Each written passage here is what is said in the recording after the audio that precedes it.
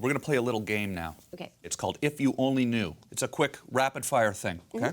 The biggest risk you ever took? Oh, I think riding a motorcycle.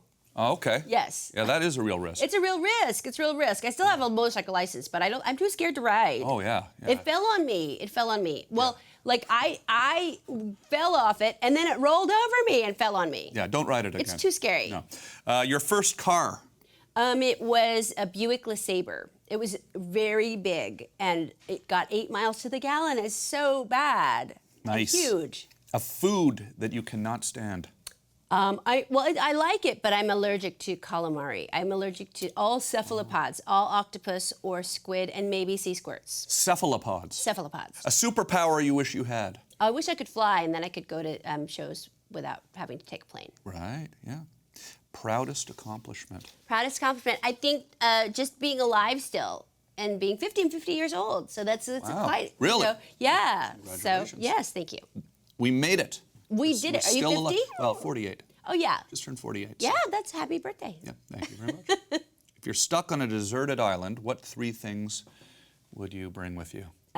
Lucia. Maybe my iPad. I really like that. And pineapples. Maybe they already have them. Probably would. Just pick one other thing. Don't want to. Don't bring pineapples to the beach. Sunblock? Yeah. Do you do a lot of the social media? Do you love it? Are you on there on Instagram? Yeah, I think it's fun. I think it's fun to kind of like, it makes me feel younger when I'm on there because we didn't have it. You know, remember in like the 90s, we would have to like look up a show in a newspaper.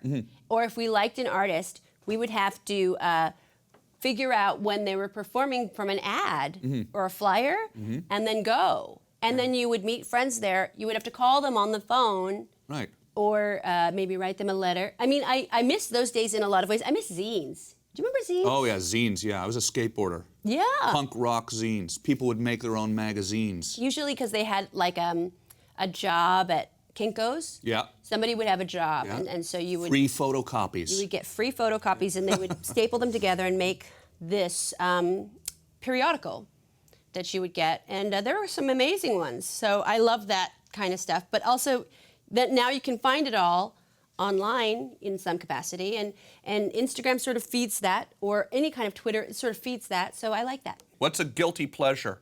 Any place where people sell their stuff, I just like to look at it. So it's sort of any like online marketplace like eBay or Etsy. I like what weird things people make. When it's like ugly and like, why would you? Like Regretsy, like this idea of like, don't get that. Don't get that. What's that? Regretsy. It's like this thing of like, this people make horrible things and then they just show them. So like, okay. But just delusional art and people that are just crazy. I like to look at just the weird things that people like think they're going to sell. What's the best advice that you have ever received? Well, it's the Steve Martin thing. Just be so good that people can't deny you anything. Just be so good that nobody can say no. That's what I try to do. You know, I think that's like kind of, I think it's a good way to look at things. Like just try to be really good. Is he one of the greatest ever to do it, Steve Martin? Is he your favorite? Is. Well, I think Who's your favorite comedian? My favorite would my favorite changes.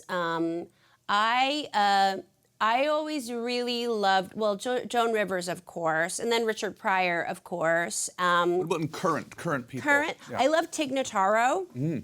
She's really funny. She really everything that kind of goes into her mind, the way she kind of absorbs things, I just love. I love Sarah Silverman. I think she's just kind of this, she's really genius, but very, I love her, the way that she kind of goes about, you just don't think she's going to go there, and then she goes to places that are so interesting. Of course, I love Neil Hamburger. Oh, yeah. He is probably one of my great favorites. Neil Hamburger is one of my good friends. I love Neil Hamburger. Love Greg. I mean, I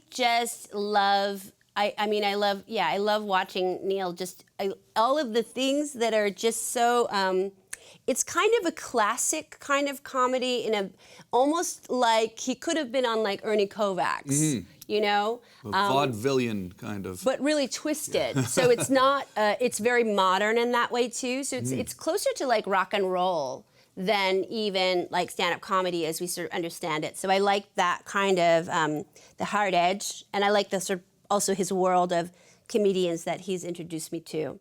Never miss a beat. Subscribe to Larry King now and watch new episodes every day.